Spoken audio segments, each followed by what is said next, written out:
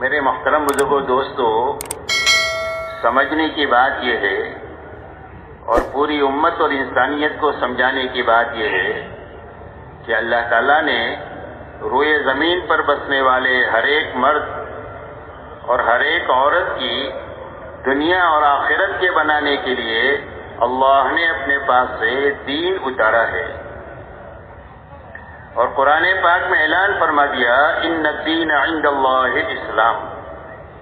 فرمایا اب ساری انسانیت کے لیے زندگی گزارنے کا جو طریقہ اللہ کے یہاں پسندیدہ ہے وہ صرف دین اسلام ہے۔ وَمَن يَبْتَغِ غَيْرَ الْإِسْلَامِ دِينًا فَلَن يُقْبَلَ مِنْهُ وَهُوَ فِي الْآخِرَةِ مِنَ الْخَاسِرِينَ۔ فرمایا جو اسلام کے علاوہ اور کسی راستے پر چل کر آئے گا اللہ کے یہاں مقبول نہیں ہوگا، اور اس کی آخرت ہمیشہ ہمیشہ کے لیے اجڑ جائے گی جہاں کبھی بھی آبادی نہیں ہوگی۔ اس لیے میرے دوستو، اللہ تعالیٰ نے ساری انسانیت کی کامیابی کے لیے دین اسلام اتارا پائے کہ زندگی جو بنے گی وہ بھی دین ہی کے راستے سے بنے گی، اور آخرت بھی جو بنے گی وہ صرف دین ہی کے راستے سے بنے گی۔ اور ہماری پوری محنت کی اور بھاگ دوڑ کی بنیاد دین ہے کہ ہر فرد امت کی زندگی میں پورا دین اپنی حقیقت کے ساتھ میں آ جائے۔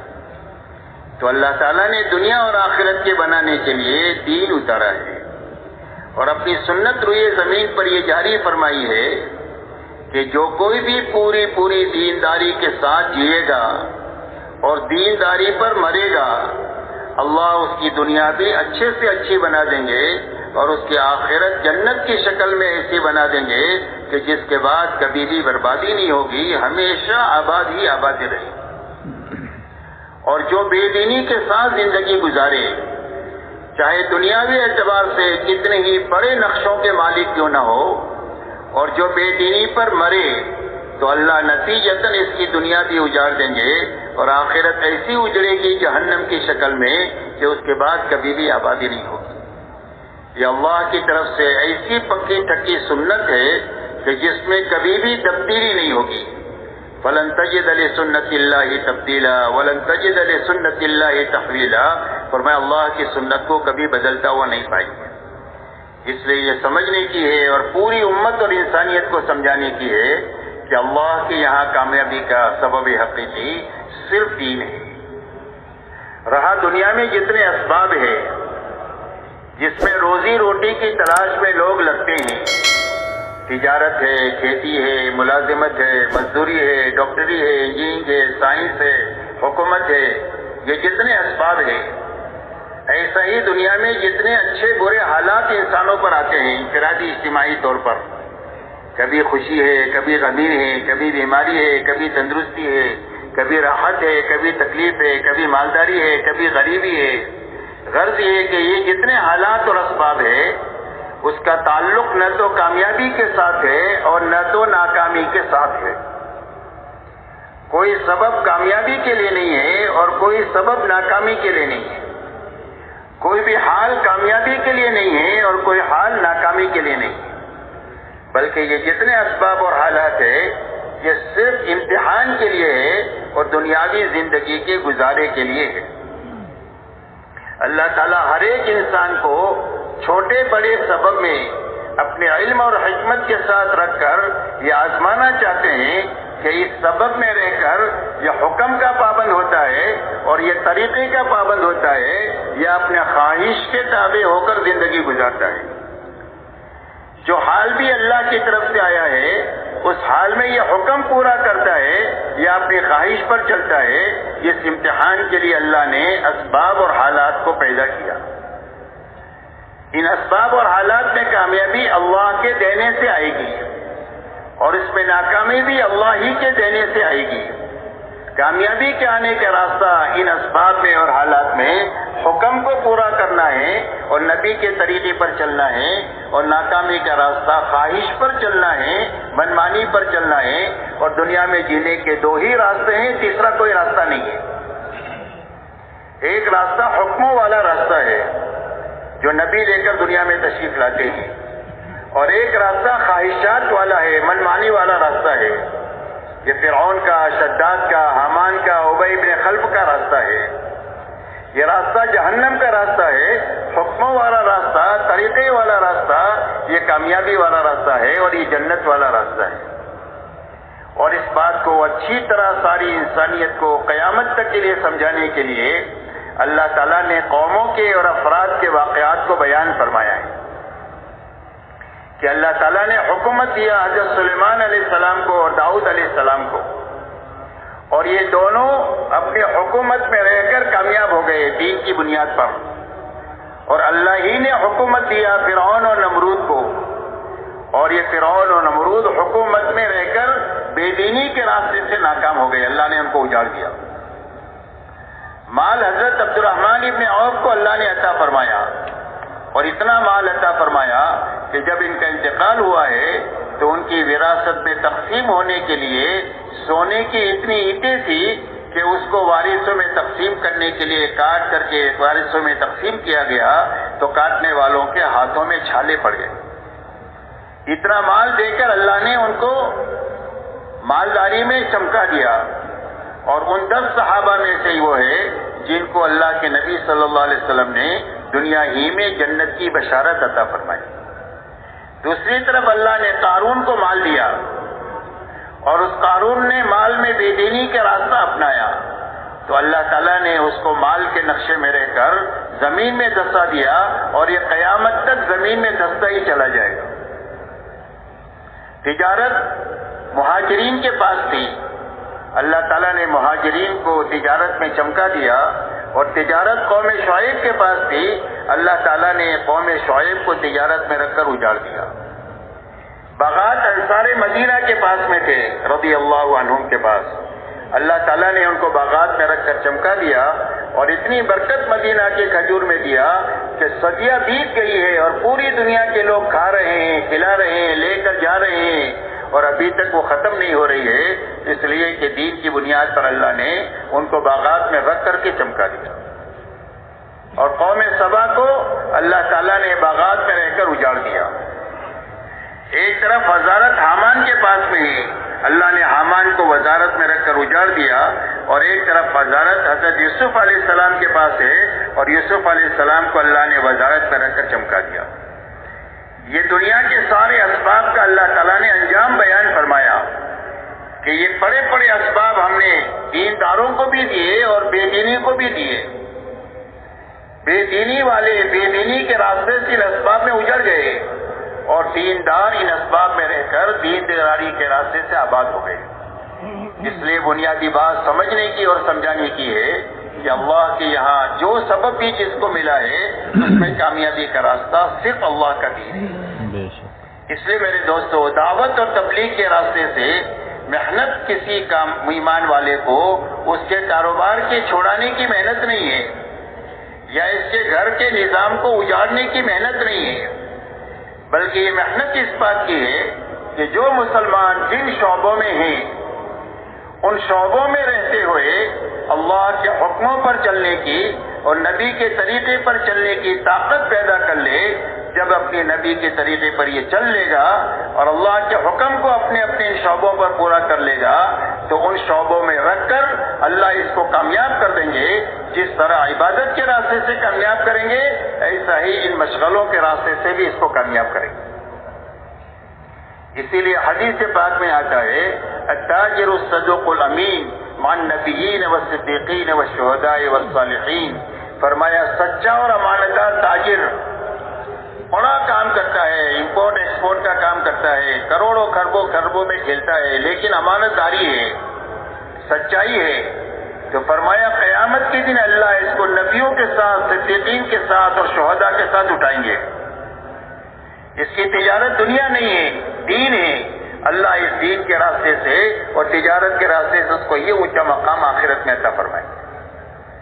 ایک آدمی کھیتی کرتا ہے اور کھیتی شریعت کے مطابق کرتا ہے، اللہ کے حقوق بھی ادا کرتا ہے، مخلوق کے حقوق بھی ادا کرتا ہے، تو فرمایا اس کی کھیتی جب تک ہری بھری ہوتی ہے وہ اللہ کی پاکی بیان کرتی ہے اور اس کا ثواب کسان کو ملتا ہے۔ جانور دانا کھا جائے، چور چوری کر جائے تو فرمایا اس پر تاجر کسان کو صدقے کا ثواب ملے گا۔ اس کے لیے اس کی کھیتی یہ دنیا نہیں ہے بلکہ اس سے اس کی آخرت اچھے سے اچھی اللہ بنائی.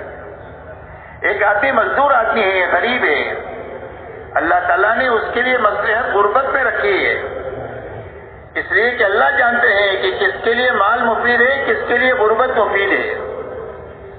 کسی کا دین مال کے ساتھ اٹکا ہوا ہوتا ہے کہ اگر مال چلا جائے تو یہ کافر ہو جاوے، اور کسی کا دین فقر کے ساتھ اٹکا ہوا ہوتا ہے، اگر اس کے پاس مال آ جائے تو یہ سرکش بن جائے. حضرت عیسیٰ علیہ السلام کے زمانے میں حضرت عیسیٰ علیہ السلام ایک جگہ سے جا رہے تھے، راستے میں ایک آدمی کو دیکھا کہ اس کے پاس پہننے کے لیے کپڑے بھی نہیں ہے اور وہ مٹی میں اٹا ہوا ہے اپنے بدن کو چھپانے کے لیے. حضرت عیسیٰ علیہ السلام سے یہ کہا اس نے کہ اللہ کے نبی میرے لیے دعا کر دیجئے کہ اللہ میرے لیے آسانی پیدا فرما دے. اس کے لیے آسانی اللہ کے نبی کی دعا کی برکت سے اللہ نے آسانی کے اسباب پیدا فرما دیے. کچھ دنوں کے بعد وہ جا رہے تھے، دیکھا ایک بڑا مجمع ہے اور وہ مجمع ایک دوسرے کے کندھے پر رہ کر اس میدان میں ایک آدمی ہے اس کو دیکھ رہا ہے. پوچھا کیا ہو رہا ہے؟ فرمایا ایک آدمی نے شراب پی ہے، زنا کیا ہے، قتل کیا ہے، اس کے بدلے میں اس کو قتل کیا جا رہا ہے. فرمایا کون آدمی ہے ایسا؟ فرمایا یہ غریب آدمی ہے جس کے پاس پہننے کے کپڑے نہیں تھے، جب اس کے پاس مال آیا تو اس میں سرکشی آئی اور یہ سارے جرائم کر کے اس انجام کو یہ پہنچا. اس لیے میرے دوستو، اللہ جس کو بھی دیتے ہیں علم اور حکمت سے دیتے ہیں. کسی کے لیے زیادہ ہی مفید ہوتا ہے، کسی کے لیے کم ہی مفید ہوتا ہے.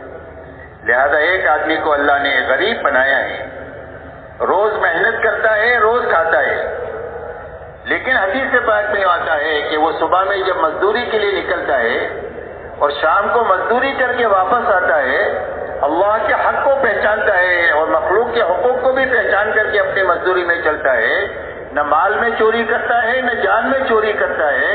تو فرمایا شام کو اس حال میں واپس لوٹتا ہے کہ اللہ اس کے سارے گناہوں کو معاف فرما دیتے ہیں. روز مقدر کی روزی بھی مل رہی ہے اور روز مغفرت بھی مل رہی ہے اللہ کے خزانے سے. ایک آدمی حاکم ہے، اللہ نے اس کے نصیب میں حکومت لکھی ہے اور وہ ملک کا بادشاہ ہے یا ملک کے بہت بڑے خطے کا وہ بادشاہ ہے، لیکن انصاف کے ساتھ حکومت کرتا ہے. تو فرمایا قیامت کے دن اللہ تعالیٰ اس کو عرش کے سائے میں جگہ دیں گے، جبکہ اللہ کے سائے کے سوا کوئی سایہ نہیں ہوگا. اتنا بڑا مقام قیامت کے دن اللہ تعالیٰ اس کو عطا فرمائیں گے انصاف کے ساتھ حکومت کرنے کے نتیجے میں. اس کی حکومت دنیا نہیں ہے، اس کا حکومت کرنا دین ہے. جس طرح دینداروں کو اللہ نوازیں گے ایسا اس بادشاہ کو بھی انصاف کی بنیاد پر اللہ نوازیں گے. اس لیے میرے دوستو، یہ محنت اس بات کی ہے کہ ہر مسلمان دنیا کے جس کونے میں بھی ہے، جس ملک میں بھی ہے اور جس مشغلے میں بھی ہے اور جس حال میں بھی ہے، اس حال میں اللہ کے حکم کو سیکھ لے اور نبی کے طریقے کو معلوم کر لے اور اپنی زندگی کے اس شعبے میں رہتے ہوئے اور اس حال میں رہتے ہوئے حکم کی پابندی کے ساتھ جی لے اور طریقے کی پابندی کے ساتھ جی لے. اللہ اس حال میں اور اس سبب میں رکھ کر اس کو کامیاب کر دیں گے. یہ محنت اس بات کی ہے میرے دوستوں. اسی کے ساتھ میرے دوستو ایک بات سمجھنے کی ہے کہ اللہ کی طرف سے جو کامیابی ملے گی وہ پورے دین پر ملے گی. اسی لیے اللہ تعالیٰ ایمان والوں سے مخاطب ہے، یا ایھا الذین آمنوا ادخلوا فی السلم کافۃ ولا تتبعوا خطوات الشیطان انہ لکم عدو مبین. اللہ جل شانہ قرآن پاک میں ارشاد فرماتے ہیں کہ اے ایمان والو، اسلام میں اور دین میں پورے داخل ہو جاؤ اور شیطان کے نقش قدم پر مت چلو، اس لیے کہ شیطان تمہارا کھلا ہوا دشمن ہے. جب زندگی میں دین پورا ہوگا تو اللہ کی طرف سے وعدے سارے قرآن میں کیے ہوئے پورے ہو جائیں گے اور اللہ تعالیٰ کامیابی کے اسباب دنیا میں پیدا فرما کر ان کو کامیاب کر دیں گے. اور جب زندگی میں دین ادھورا ہوگا تو دنیا میں نقد مصیبتیں آئے گی. فرمایا ما اصابکم من مصیبت فبما کسبت ایدیکم ویعفو عن کثیر.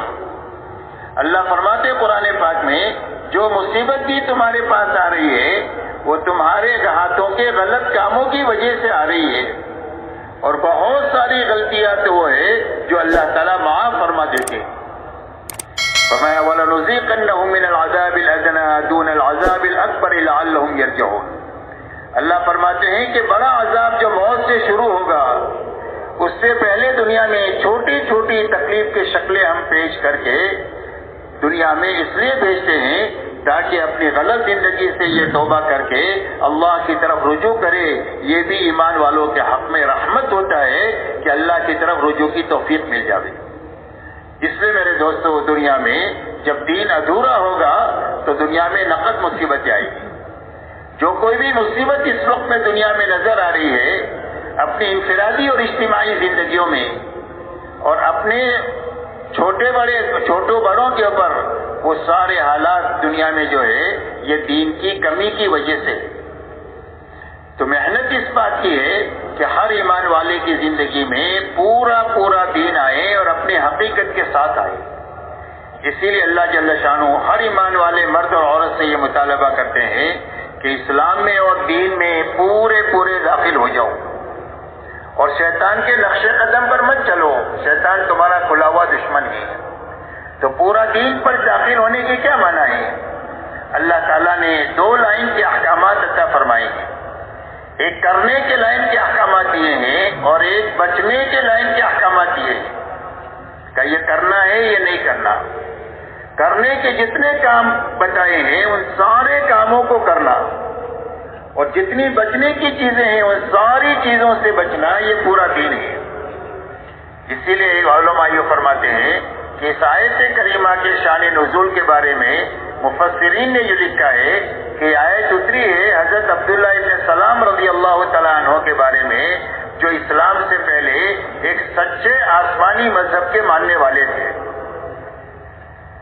اسلام کے آنے کے بعد اللہ تعالیٰ نے اس سارے مذاہب کو منسوخ کر دیا اور پوری انسانیت کے لیے ایک ہی دین طے فرمایا، وہ دین اسلام ہے.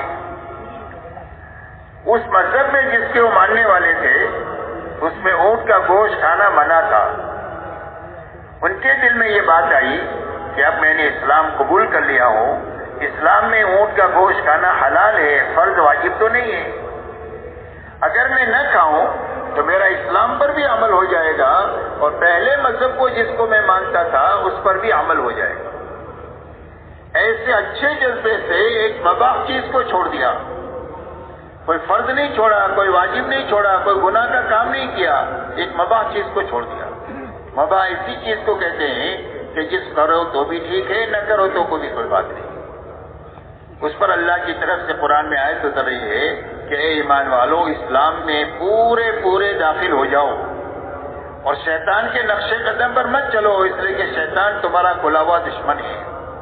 کہ آپ اسلام کے آنے کے بعد کسی اور مذہب کی طرف، کسی اور تہذیب اور تمدن کی طرف، دنیا کے کسی اور طور طریقوں کی طرف تمہارا للچائی ہوئی نگاہوں سے دیکھنا اور اس کو اپنے دل میں پسند کرنا، اللہ اس کو برداشت نہیں کریں گے.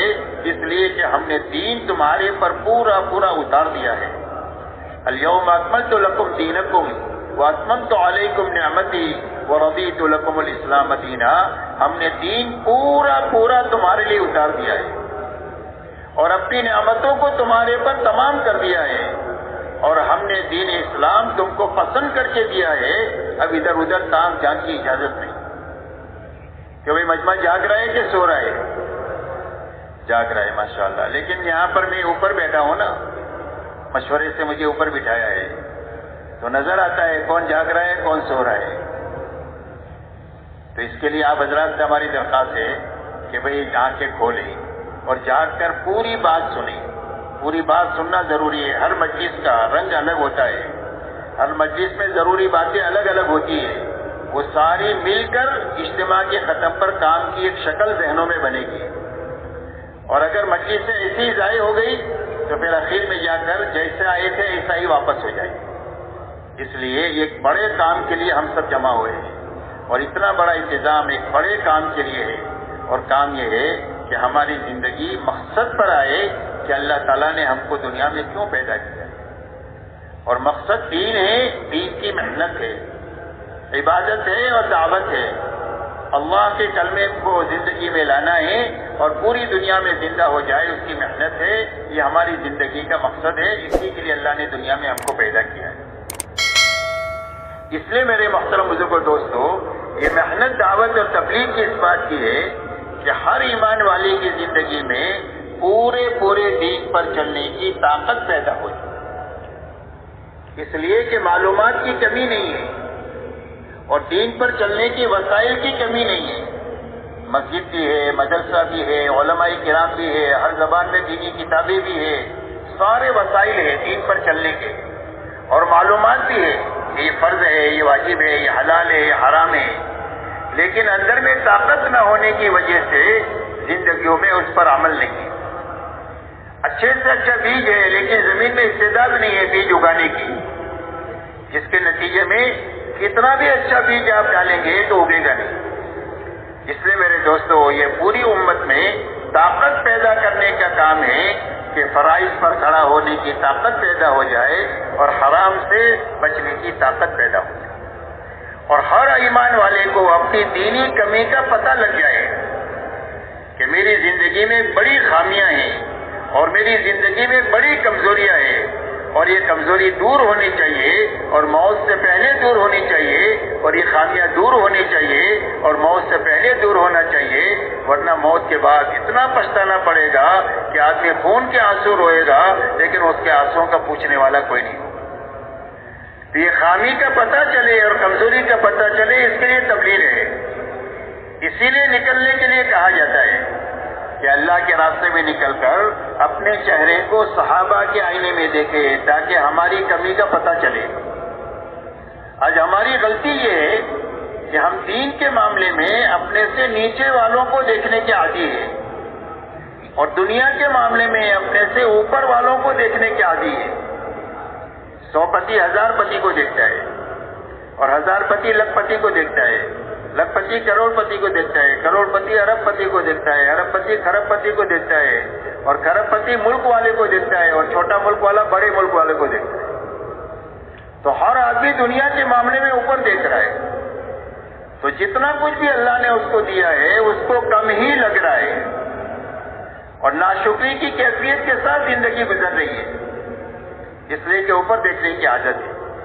اور دین کے معاملے میں ہمارا معمول یہ بنا ہوا ہے کہ ہم دین کے معاملے میں اپنے سے نیچے والوں کو دیکھنے کے عادی بن گئے ہیں اور اپنے ماحول کو دیکھ کر اسلام کو دین کو سمجھنے کی کوشش کرتے ہیں۔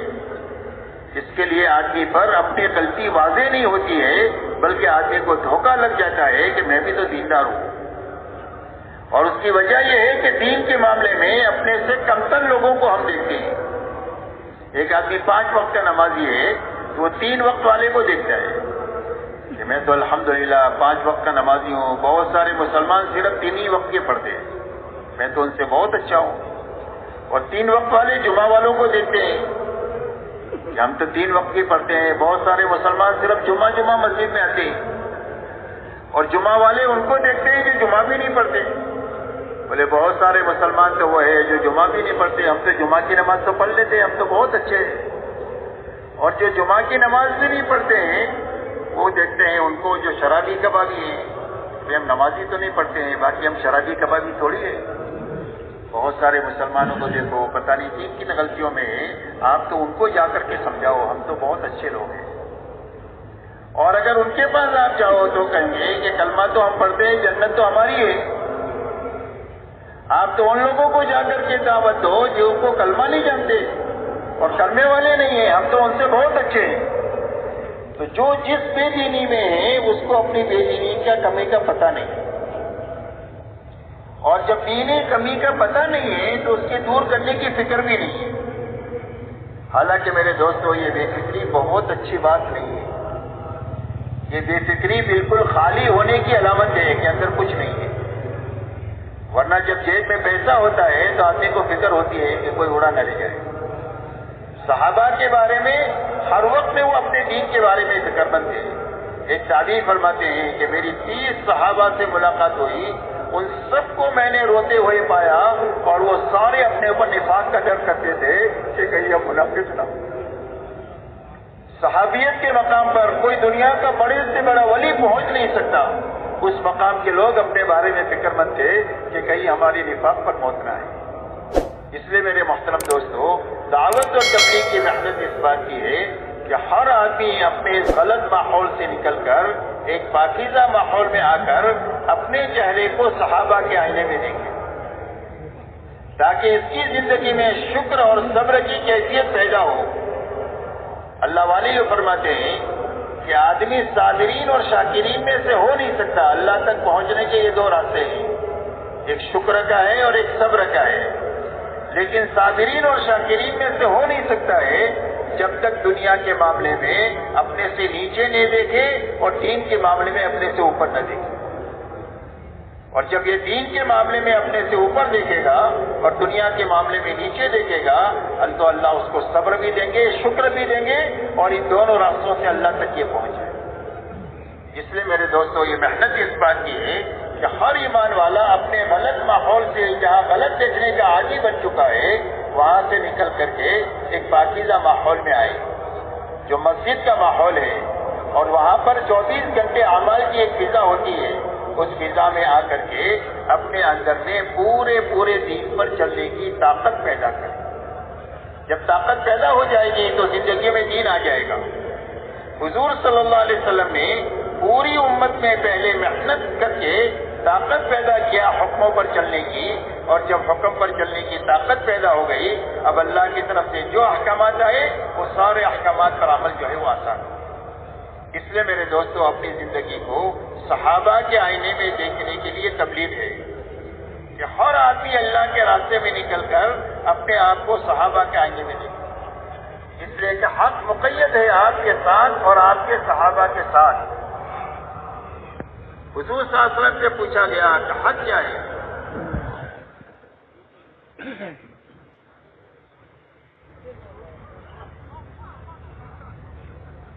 فرمایا ما انا علیہ واصحابی، فرمایا حق وہ ہے جس پر میں ہوں اور میرے صحابہ ہیں، اور فرمایا اس امت میں 72-73 فرقے ہوں گے اور سارے جہنم میں جائیں گے سوائے ایک کے۔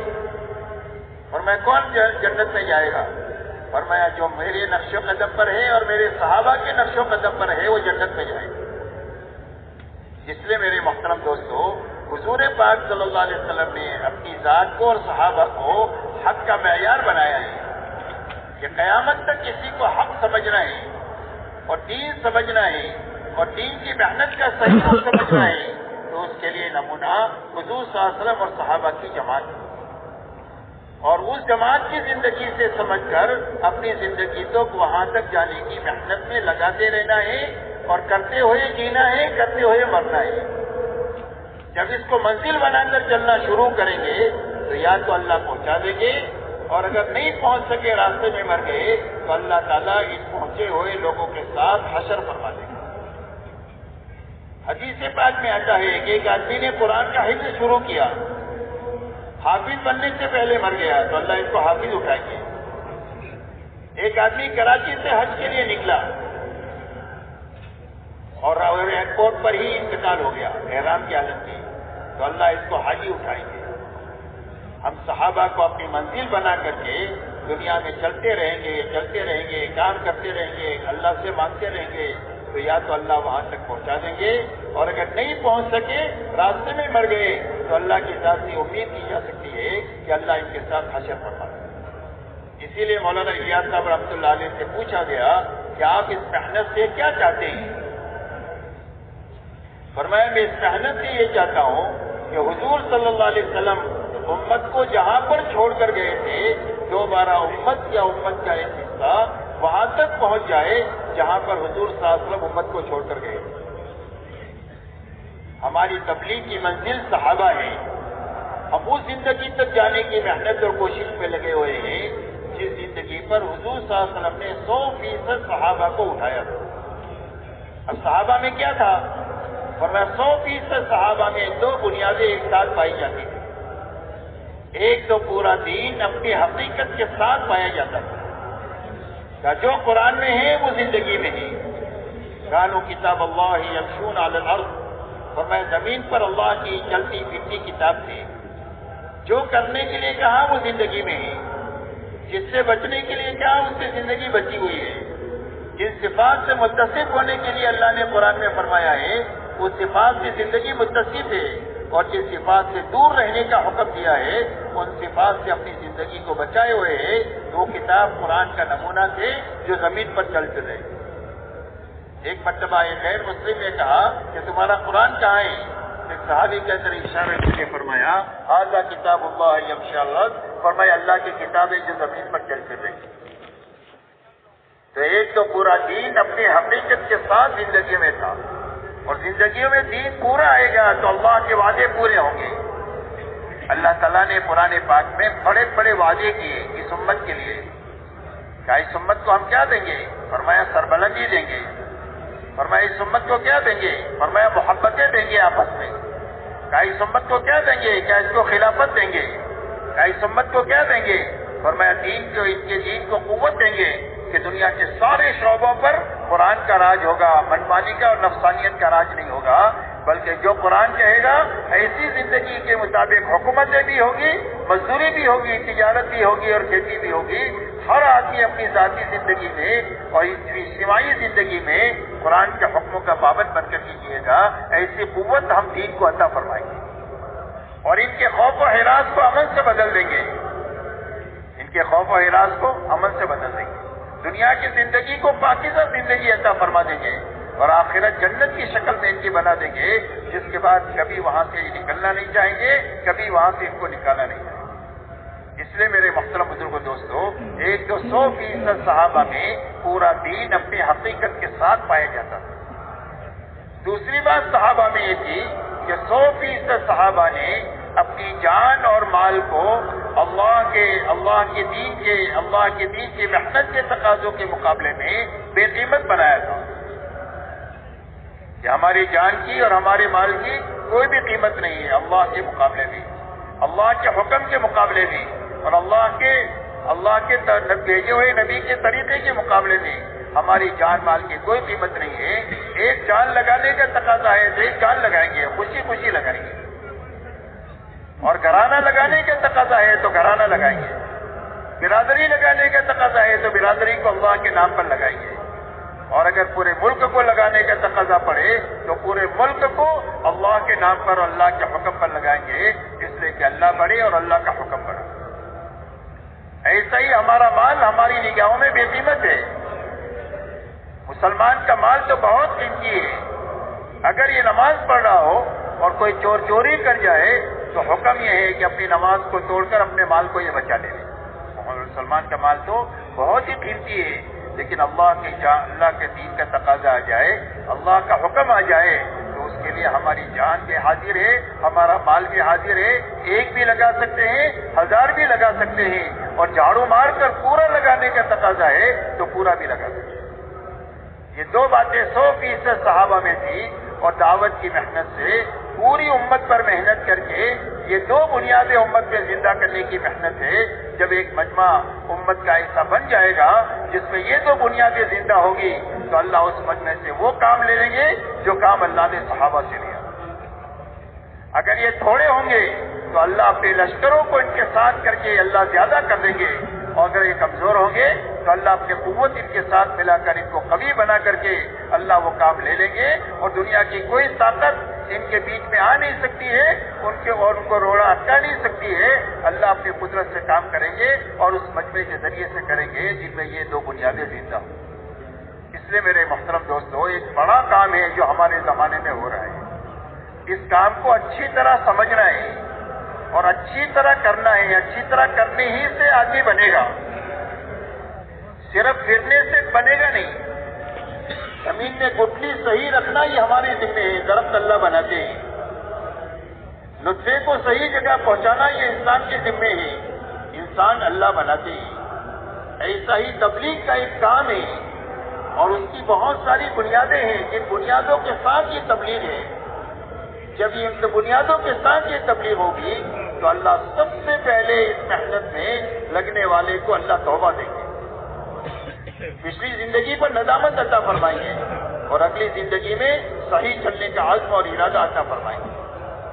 اور توبہ میرے دوستوں اتنی بڑی نیکی ہے کہ پچھلے سارے گناہ اللہ معاف فرما دیں گے اور آگے کے لیے اللہ سے ملنے کا اور اللہ سے قریب ہونے کا راستہ ہموار کر دیں گے۔ اس لیے میرے دوستوں پہلی بات تو یہ کہ پورا مجمع اس مجلس میں اللہ سے توبہ مانگے پچھلی زندگی کے بارے میں، کیونکہ سارا مجمع تیار ہے اللہ سے ان 3 دنوں میں پچھلی زندگی پر توبہ پر آنسو بہا کر آئندہ زندگی صحیح گزارنے کا عزم اور ارادہ لے کر یہاں سے اللہ کے راستے میں جانا ہے، اور جو واپس جائیں وہ بھی کام کرنے کے جذبے سے جانا ہے کہ بھائی جائیں گے انشاءاللہ۔